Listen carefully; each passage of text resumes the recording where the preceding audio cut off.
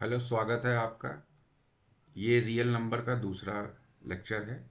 इसमें हम लोग जो पिछले साल में क्लास 10th में जो PYQs आए हैं उसको डिस्कशन कर रहे हैं।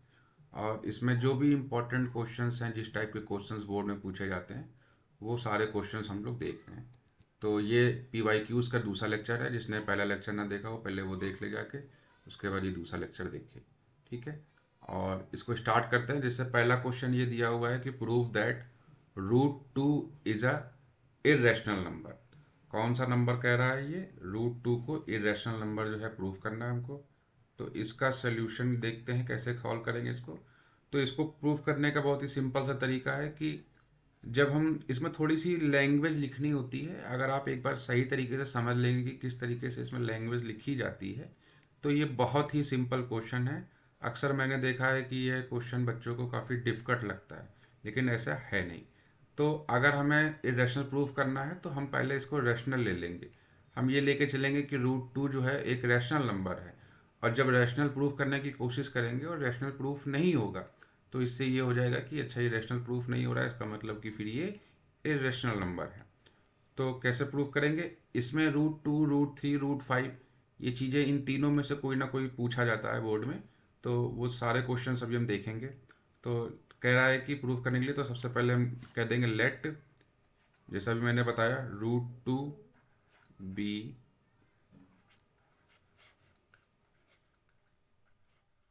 Rational number. ठीक है, rational. And lets it's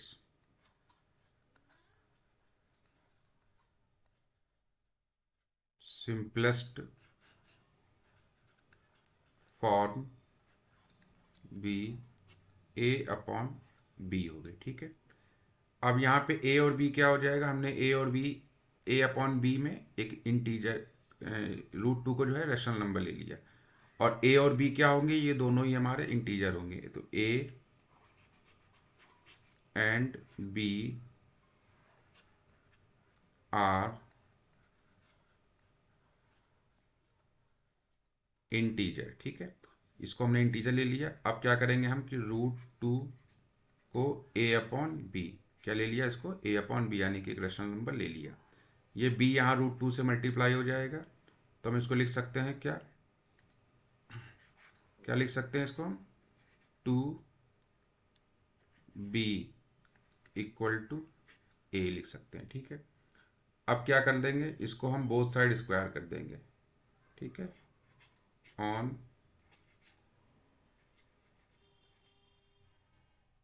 squaring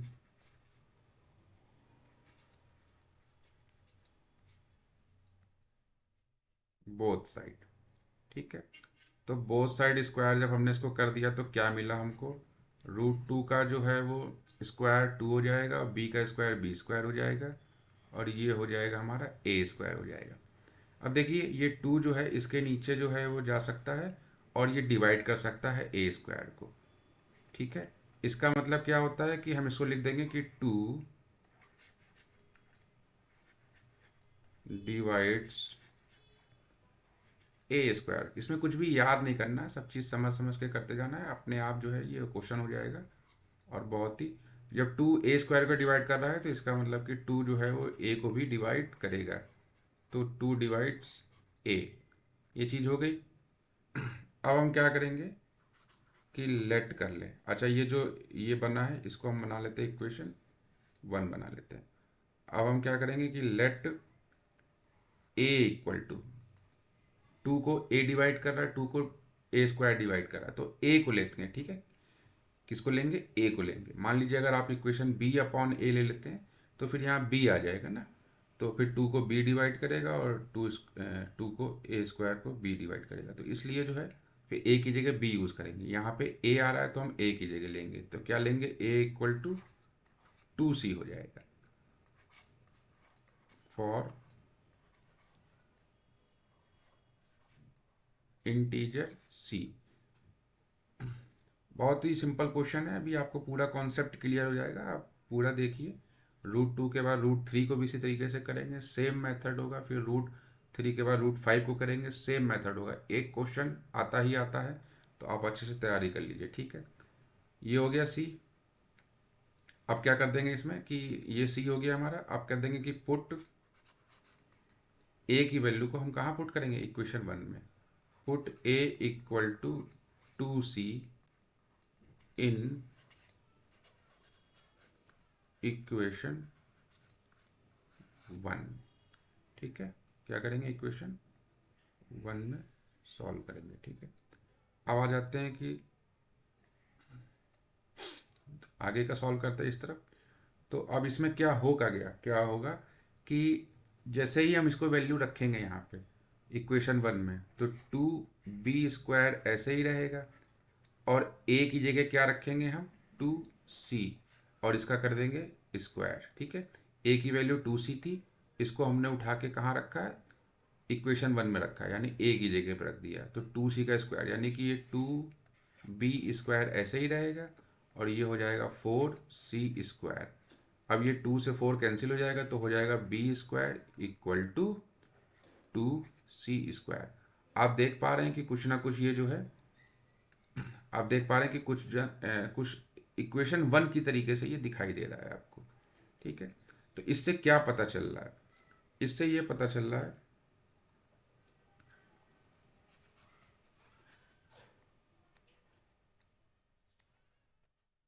ठीक है। इससे क्या पता चल रहा है, इससे ये पता चल रहा है कि इसको हम सॉल्व कर सकते हैं। आगे कैसे सॉल्व करेंगे, 2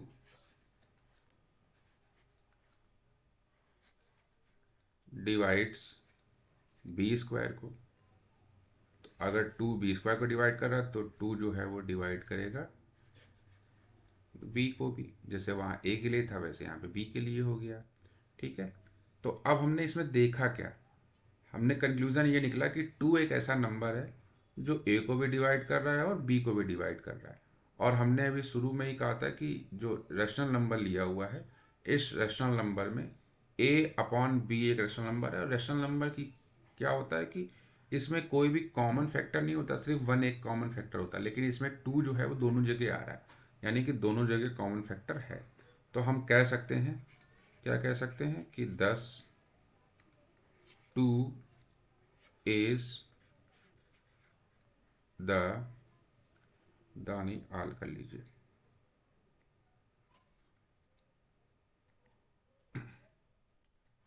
आ common factor of A and B, ठीक है, ए एंड बी। तो अब ये क्या हो जाएगा, दिस, अब चूंकि रेशनल नंबर में 1 कॉमन फैक्टर होता है, यहाँ 2 एक कॉमन फैक्टर आ गया, तो this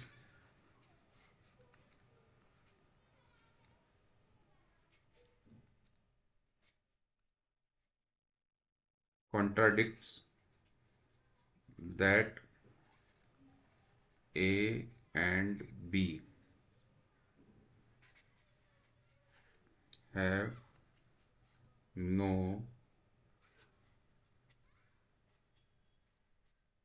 common factor, no common factor other than 1। जब ये हमारा कॉन्ट्राडिक्ट हो गया, तो इसे कह देंगे हैंस रूट 2 इज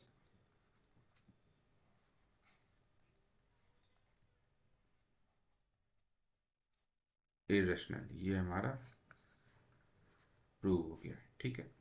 समझ में आ गई बात। अब इसी तरीके से जो है हम अगला क्वेश्चन भी देखेंगे, आपको पूरा कॉन्सेप्ट एक एक चीज़ समझ में आ जाएगा, आप परेशान मत होइएगा, ठीक है। अगला क्वेश्चन है कि रूट 2 जो है इसको भी प्रूव करना है। तो सेम तरीका ही इसमें भी आएगा कि भाई रूट 3 को जो है इरेशनल प्रूव करना है। अभी रूट 2 को किया था, इसमें रूट 3 को कर रहे हैं, तो सेम तरीका रहेगा। क्या करेंगे, इसका सोल्यूशन कैसे करेंगे, कि सोल्यूशन करते समय इसको लिख देंगे कि लेट रूट 3 बी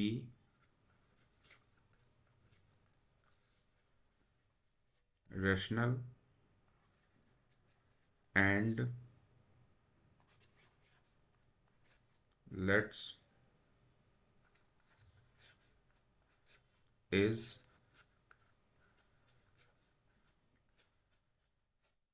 सिंपलेस्ट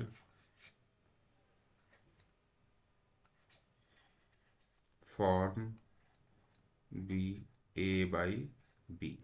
ये इसकी सिंपलेस्ट फॉर्म हो गई। और इसमें क्या हो गया, ए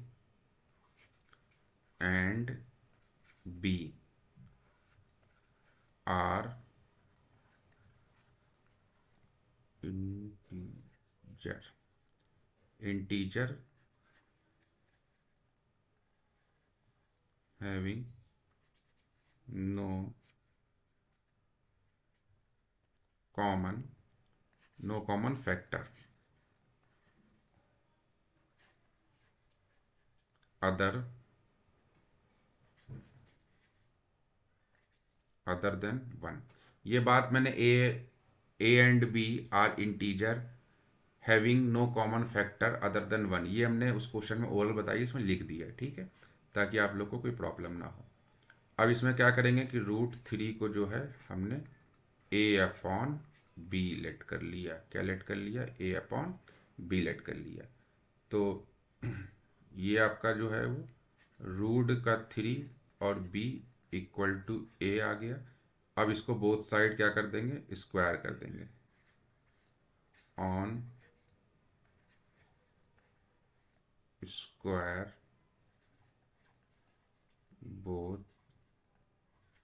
साइड जब स्क्वायर करेंगे तो 3 का स्क्वायर 3 आ जाएगा, बी का स्क्वायर बी स्क्वायर आ जाएगा, ए का स्क्वायर ए स्क्वायर आ जाएगा। इसको बना लेंगे इक्वेशन 1 बना लेंगे। तो इसमें भी सेम चीज़ हो जाएगा कि 3 जो है वो क्या कर रहा है, डिवाइड करेगा किसको, ए को, डिवाइड्स ए स्क्वायर। तो 3 जो है वो डिवाइड ए को भी करेगा, ठीक है। ये बात समझ में आ गई होगी कि अगर जो है ये उसको कर रहा है तो इसको भी करेगा।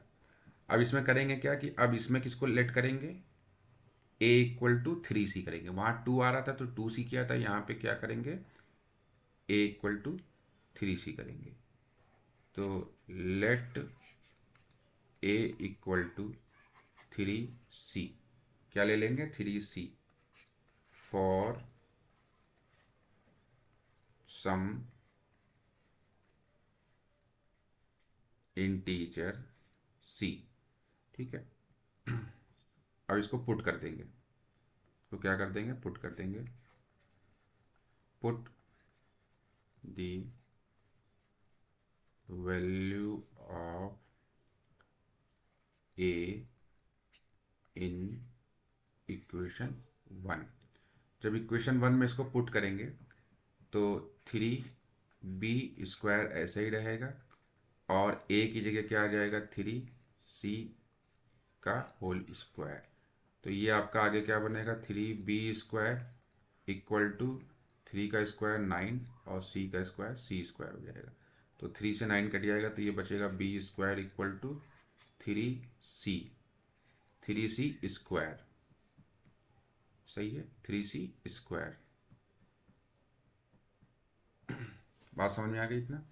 इसका मतलब यहाँ पे क्या समझ में आ रही है कि 3 जो है वो आपका डिवाइड करेगा किसको, बी स्क्वायर को। तो 3 अगर बी स्क्वायर को डिवाइड करेगा तो 3 जो है फिर बी को भी डिवाइड करेगा, ठीक है। तो यानी कि 3 जो है वो आपका ए स्क्वायर और ए को भी डिवाइड कर रहा है, और 3 जो है यहाँ पे बी स्क्वायर और बी को भी डिवाइड कर रहा है। जब दोनों को डिवाइड कर रहा है तो इसका मतलब कि ये एक रैशनल नंबर नहीं है, क्योंकि उसमें 1 सिर्फ होना चाहिए कॉमन फैक्टर, इसमें 3 जो है वो कॉमन फैक्टर आ रहा है। तो लिख देंगे 10 3 as are common factor of A and b, क्योंकि 3a और b दोनों को डिवाइड कर रहा है, दोनों में कॉमन फैक्टर है, इसलिए क्या कह देंगे, this is this is contradict contradicts, ठीक है। हेंस √3 इज इरेशनल, ठीक है, ये आपका प्रूफ हो गया। समझ में आ गई बात? अगर समझ में ना आए तो एक बार दोबारा देख लीजिएगा, समझ में आ जाएगा। अब बात कर लेते हैं √5 की, कि √5 को कैसे जो है वो करेंगे। तो इसको भी सेम तरीके से ही करेंगे, इसका भी सोल्यूशन देख लेते हैं। कि ये तीनों क्वेश्चन मैं इसलिए करा रहा हूँ कि तीनों पूछे जाते हैं और सेम लॉजिक अप्लाई होता है सब पे, और प्रैक्टिस आप कर लेंगे तो लिखने का तरीका आप सीख जाएंगे। कि लेट √5 बी रेशनल नंबर, ठीक है, rational number,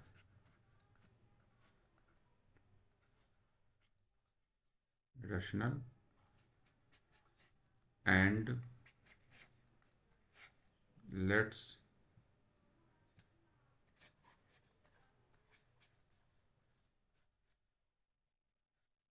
simplest form be a upon b। a upon b हो गया, a and b are integer having no common factor other than 1, ठीक है। let √5 be a rational number, rational, and it lets simplest form be a upon b, and a and b are integer having no common factor other than 1, ठीक है। उसके बाद ये हो गया आपका √5 equal to a upon b, हमने इसको एक रैशनल नंबर ले लिया। उसके बाद रूट का 5 और b और a ये बना लिया। अब इसको हम क्या कर देंगे, ऑन स्क्वायर बोथ साइड, इसका जो है बोथ साइड स्क्वायर किया तो ये हो गया 5b² इक्वल टू a²। अब क्या करेंगे इसको, कि सीधी सी बात है यहाँ पे कि 5 जो है वो a² को डिवाइड करेगा, 5 डिवाइड्स a², तो 5 a² का डिवाइड करेगा तो 5 डिवाइड्स a, अगर a² को डिवाइड करेगा तो a को भी डिवाइड करेगा, ठीक है।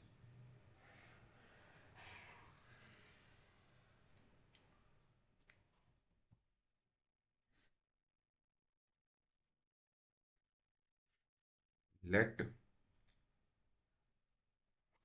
a इक्वल टू 5c, यहाँ 5 क्यों लिया, क्योंकि 5 नंबर आ रहा, 5a² और a को डिवाइड करा इसलिए a इक्वल टू 5c लिया। फॉर सम इंटीजर c, ठीक है।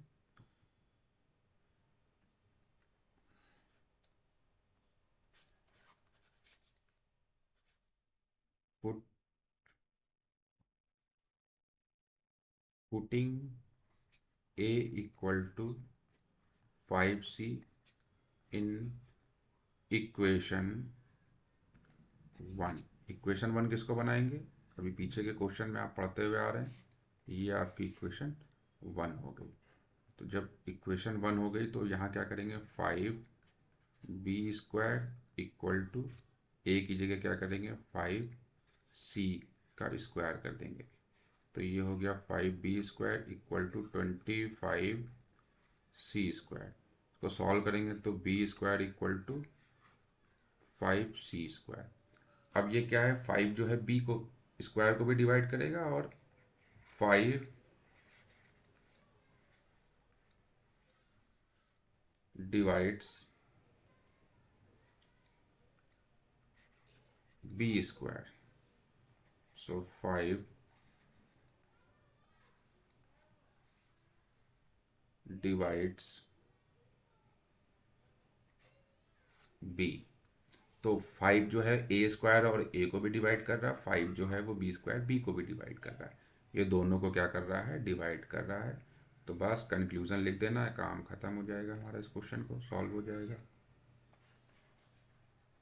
10 5 इज अ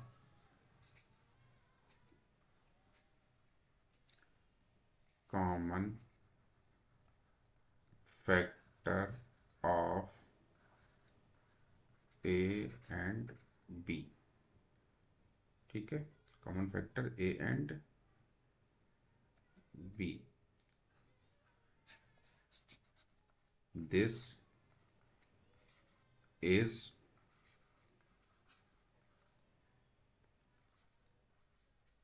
कॉन्ट्राडिक्ट्स, ठीक है, कॉन्ट्राडिक्ट्स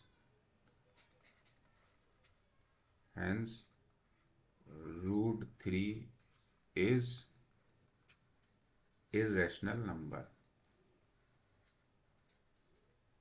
ठीक है, ये हमारा जो है वो एक इरेशनल हो जाएगा। नंबर वर्ड मैं इसलिए नहीं यूज़ कर रहा हूँ क्योंकि क्वेश्चन में नंबर वर्ड का यूज़ नहीं किया, जस्ट मैं भी यहाँ पे भी उसका इस्तेमाल नहीं कर रहा हूँ। ठीक है, समझ में आ गई बात ये। अब ये क्वेश्चन है हमारा, ये भी बोर्ड में आया हुआ क्वेश्चन है। जितने भी क्वेश्चन कराए जा रहे हैं सारे बोर्ड में आए हुए क्वेश्चन है, तो इसको ध्यान में रखना है कि सबको सॉल्व करना है। ठीक है,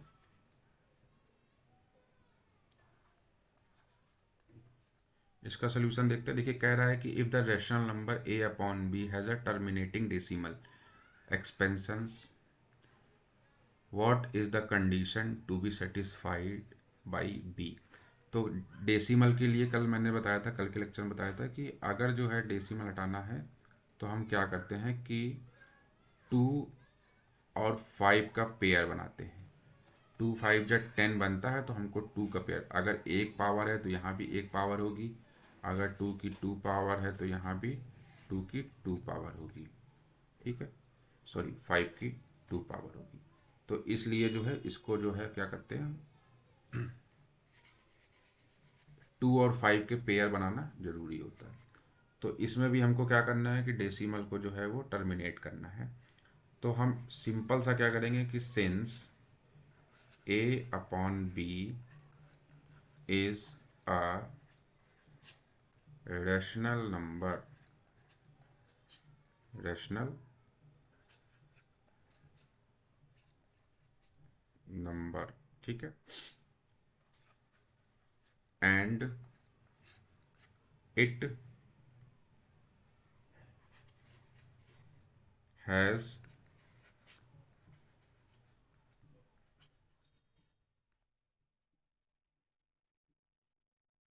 टर्मिनेटिंग डेसिमल। ठीक है, टर्मिनेटिंग डेसिमल b।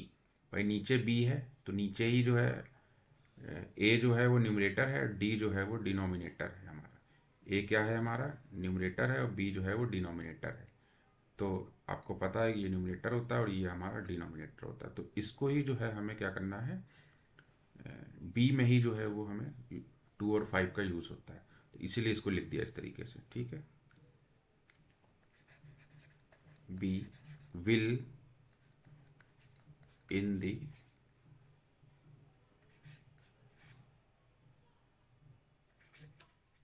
फॉर्म 2 की पावर m इंटू 5 की पावर n। 2 की पावर 5, 2 की पावर m होगा और 5 की पावर n होगा। अब आप कहेंगे कि सर पावर जब सेम होनी चाहिए तो फिर यहाँ पे m और n क्यों होगी? तो हम यहाँ नीचे लिख देंगे कि where m and n are same non negative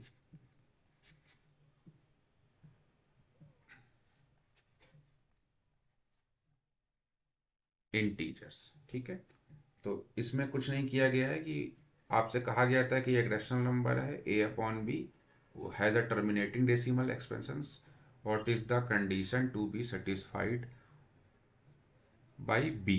तो बी के लिए क्या कंडीशन सेटिस्फाइड होगी? तो बी को हमने एक टर्मिनेटिंग डेसिमल ले लिया, और चूंकि टर्मिनेट करने के लिए 2 और 5 का पेयर होना चाहिए, तो 2 की पावर 5 ले ली, सॉरी 2 की पावर m ले लिया और 5 की पावर n ले लिया। और यहाँ हमने बता दिया कि m और n जो है वो सेम होंगे और नॉन नेगेटिव इंटीजर होंगे, यानी नेगेटिव नहीं हो सकते, और दोनों की वैल्यू क्या है? सेम है। तो अब अगर 2 की वैल्यू m की वैल्यू 5 होगी, तो 5 के ऊपर भी जो है पावर 5 लगेगी, n के ऊपर भी 5 लगेगी, क्योंकि m और n जो है वो दोनों हमारे इक्वल हैं।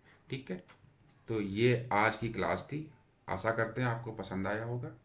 इसी के साथ जो है अगला लेक्चर जब आएगा तो उसको देख लीजिएगा। Thank you.